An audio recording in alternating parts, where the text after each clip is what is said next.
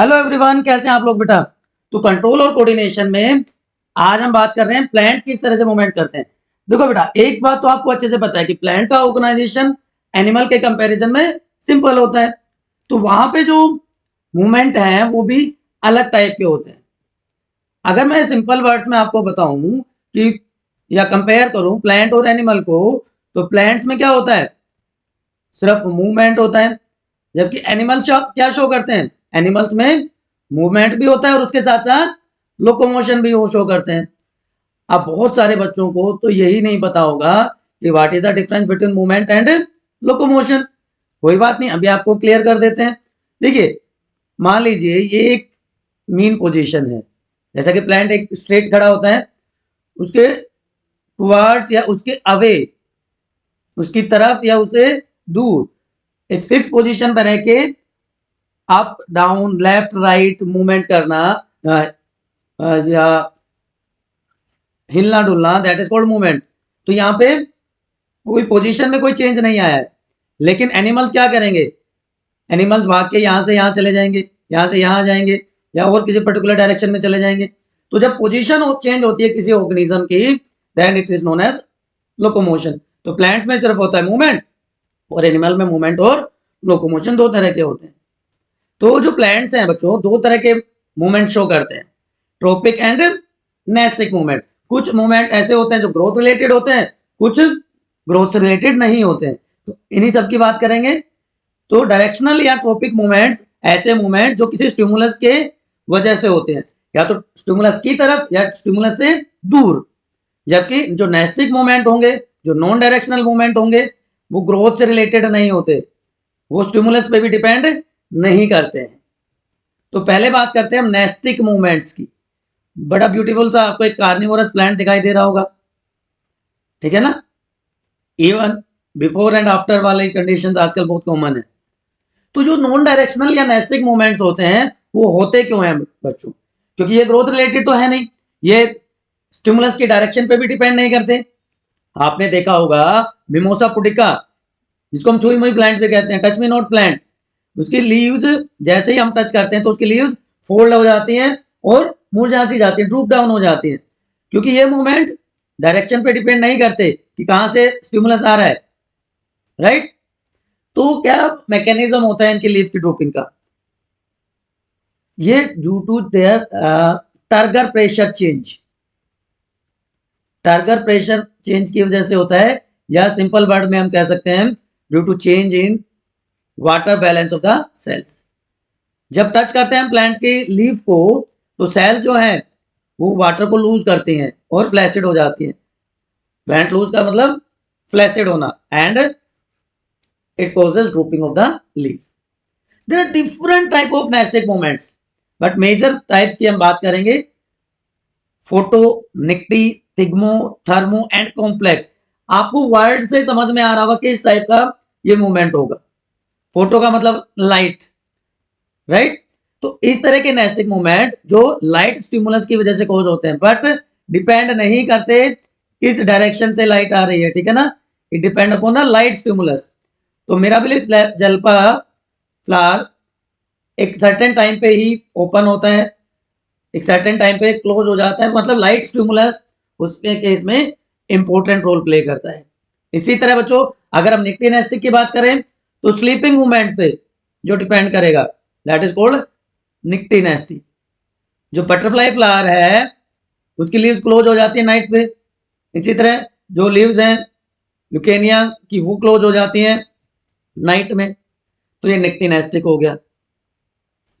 Thermo temperature, sorry थिग्मो है अभी पहले, थिग्मो नेस्टी रेस्पॉन्स टू टच स्टिमुलस। ये अभी हमने बात करी थी मिमोसा पुडिका की, टच मी नॉट प्लांट की, drooping of leaves. थर्मोनेस्टी temperature stimulus जब इंपॉर्टेंट रोल प्ले करे, ऐसा मूवमेंट प्लांट का जो टेम्परेचर की वजह से होता है, टेम्परेचर स्टिमुलस की वजह से कॉज किया जाए। ट्यूलिप के फ्लावर्स बहुत ब्यूटीफुल होते हैं बच्चों। तो ट्यूलिप फ्लावर जो है वो एकदम से डेवलप होना शुरू हो जाते हैं जब टेम्परेचर इंक्रीज होता है। यहाँ पे आप देख पा रहे होंगे ट्यूलिप फ्लावर्स, बहुत सुंदर से फ्लावर्स होते हैं, राइट। और जब कई सारे स्टिमुलस एक साथ काम करें प्लांट पे नॉन डायरेक्शनल ग्रोथ में, नॉन डायरेक्शनल मूवमेंट में, तो वो क्या कहलाता है? Complex nastic. Several factors act together. तो opening and closing of stomata हमने लाइफ प्रोसेस में पढ़ा है, तो लाइट पे भी डिपेंड करता है, वाटर पे भी डिपेंड करता है, केमिकल सब्सटेंसेस पे भी डिपेंड करता है। तो ऐसा नेस्टिक मूवमेंट क्या हो जाएगा? Complex nastic. तो बेटा ये तो हो गए नॉन डायरेक्शनल, जो स्टिमुलस की डायरेक्शन पे डिपेंड नहीं करते, प्लांट के ग्रोथ से रिलेटेड नहीं होते, बट बहुत सारे मूवमेंट प्लांट्स में ऐसे हैं जो उनकी ग्रोथ पे डिपेंड करते हैं। तो ऐसे मूवमेंट्स को कहते हैं ट्रोपिक मूवमेंट्स या directional movements. So the movements which respond to stimulus by growing in a particular direction, pumpkin, cucumber, है ना, ये इस तरह के टेंडल की हेल्प से ऊपर की तरफ चढ़ जाते हैं सपोर्ट लेके। तो जो ट्रोपिक मूवमेंट्स है या ट्रोपिज्म जो है ना, वो रेस्पॉन्स है प्लांट के पार्ट का टुवार्ड्स होगा तो उसको पॉजिटिव ट्रोपिक मूवमेंट कहेंगे, और अवे होगा तो उसको नेगेटिव ट्रोपिक मूवमेंट या नेगेटिव ट्रोपिज्म कहते हैं। ये ट्रोपिक मूवमेंट एक पर्टिकुलर डायरेक्शन से आते हैं और ये हमेशा ग्रोथ मूवमेंट होते हैं, राइट। तो अभी अभी मैंने बताया कि पॉजिटिव कब होगा? Towards the stimulus. नेगेटिव कब होगा? Away from the stimulus. ठीक है, ये मिमोसा पुडिका, अब आप बताइए ग्रोथ रिलेटेड है या नहीं है?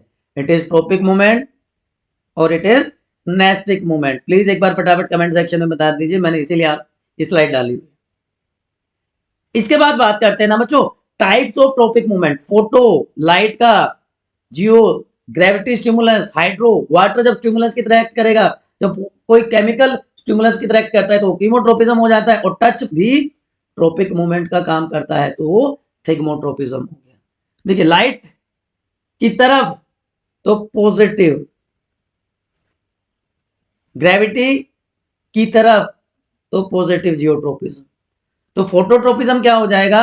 Growth of plant in response to light. अब जो स्टेम है वो उसकी बेंडिंग होती है टुवर्ड्स लाइट, तो stem is positively phototropic, but roots move away from the light, roots are negatively phototropic, right. तो पॉजिटिव एंड नेगेटिव फोटोट्रोपिज्म। बच्चों बात समझ में आ गई कि bending of root away from the light negative phototropism, bending of stem shoot towards the light is positive phototropism. ठीक है, तो रूट नेगेटिवली, सॉरी ये जियोट्रोपिज्म की बात होगी। यहाँ पे जो स्टेम है वो पॉजिटिवली फोटोट्रोपिक है, लेकिन ग्रेविटी के केस में जो शूट होगा, जो स्टेम होगा, वो नेगेटिवली फोटोट्रोपिक होगा। इसी तरह जो रूट्स हैं लाइट के केस में नेगेटिवली फोटोट्रोपिक होंगी, लेकिन ग्रेविटी के केस में पॉजिटिवली जियोट्रोपिक होंगी, है ना। तो क्या फायदा होता है कि जो स्टेम अगर लाइट की तरफ ग्रो करता है तो उसको ज्यादा लाइट मिलेगी, ज्यादा फोटोसिंथेसिस होगी, ज्यादा फूड सिंथेसिस होगी। लेकिन ये ग्रेविटी से दूर की तरफ जाता है तो क्या होगा कि पोलिनेशन के चांसेस, सीड डिस्पर्सल के चांसेस बढ़ जाते हैं। इसका मतलब प्लांट का नंबर बढ़ जाता है, सर्वाइवल के चांसेस बढ़ जाते हैं। जियो का मतलब ग्रेविटी है, तो ग्रेविटी स्टिमुलस का response is called as geotropism.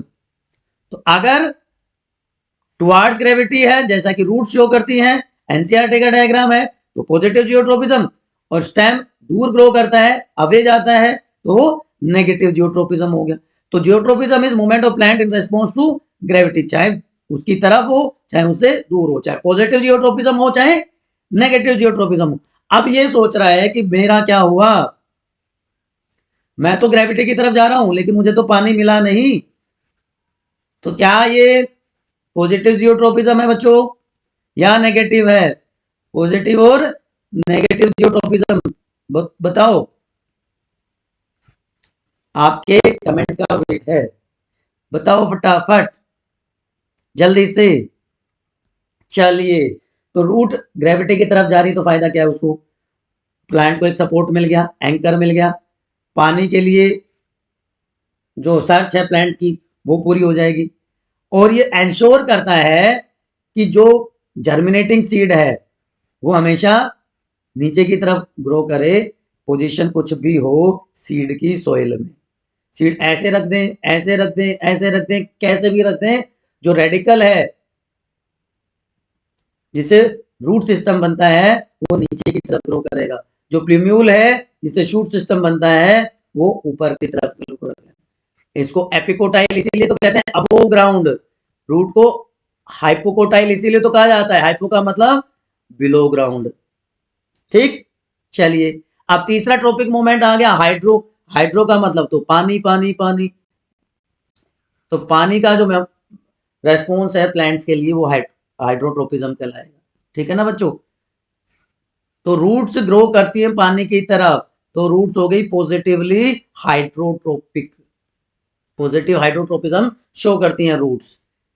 And next one is chemo. Chemo का मतलब है ना बच्चों केमिकल, तो केमिकल के टुवर्ड्स रेस्पॉन्स होगा तो क्या कहलाएगा, कीमोट्रोपिज्म। जो पोलन ट्यूब है वो ओव्यूल की तरफ जाती है, ये स्पीशीज स्पेसिफिक इंटरेक्शन भी होता है कि एक पर्टिकुलर स्पीशीज का पोलन ग्रेन उसी स्पीशीज के स्टिग्मा पे आके स्टिक करेगा। ठीक है, अब आप में से अगर कोई बता सकता है कि अगर प्लांट्स में पोलन ट्यूब के थ्रू पोलिनेशन होता है तो उस प्रोसेस को क्या कहा जाता है, आप में से अगर कोई बता पाए फटाफट कमेंट सेक्शन में लिख के बताओ। तो यहाँ पे पोलन ट्यूब की फॉर्मेशन होती है, ये मेल जो गैमेट्स हैं पोलन ग्रेन जो है वो स्टिग्मा पे स्टिक कर जाते हैं, पर्टिकुलर स्पीशीज के स्टिग्मा पे पोलन ट्यूब की फॉर्मेशन हो जाएगी, और पोलन ट्यूब की हेल्प से ही वो जो मेल न्यूक्लियाई है it reaches into the embryo cell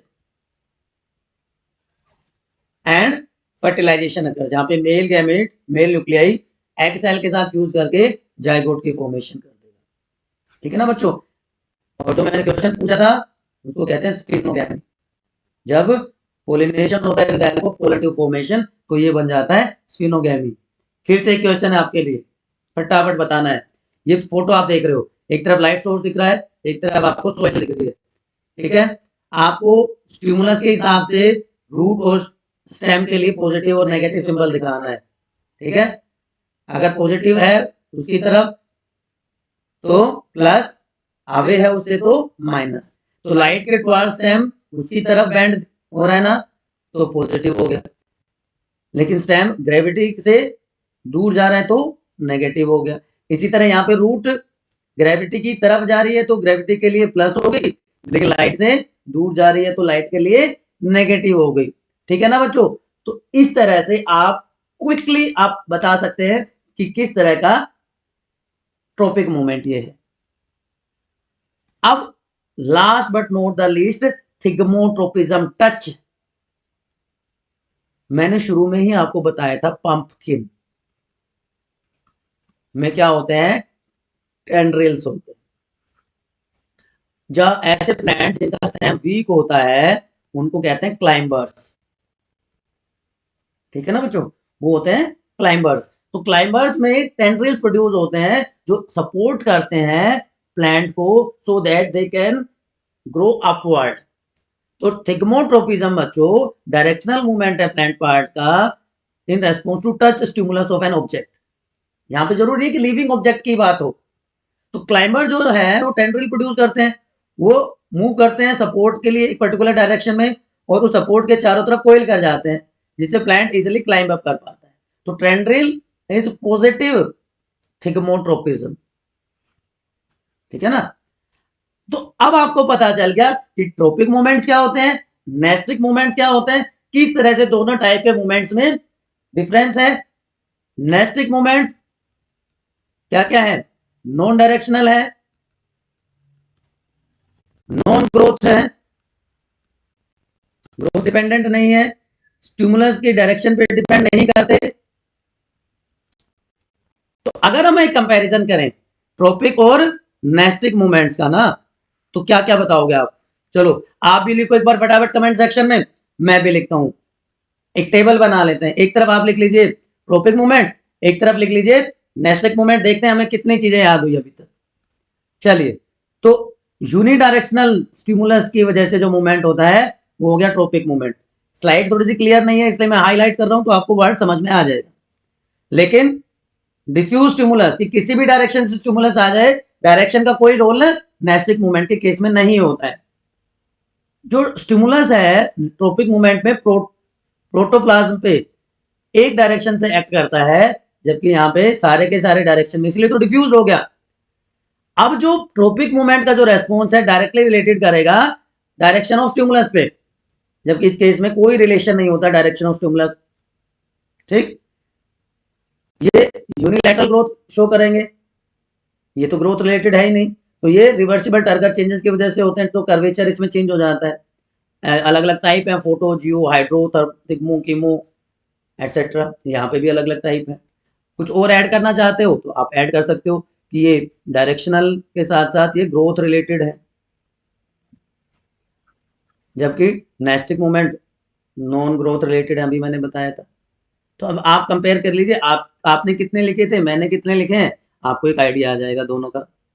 अब ये ओवरऑल देखिए सारे के सारे ट्रॉपिक मूवमेंट्स, लाइट का, वाटर का, टच का, ग्रेविटी का, केमिकल्स का, और ये नेस्टिक मूवमेंट, थिग्मोनेस्टिक। समझ में आ गया बच्चों?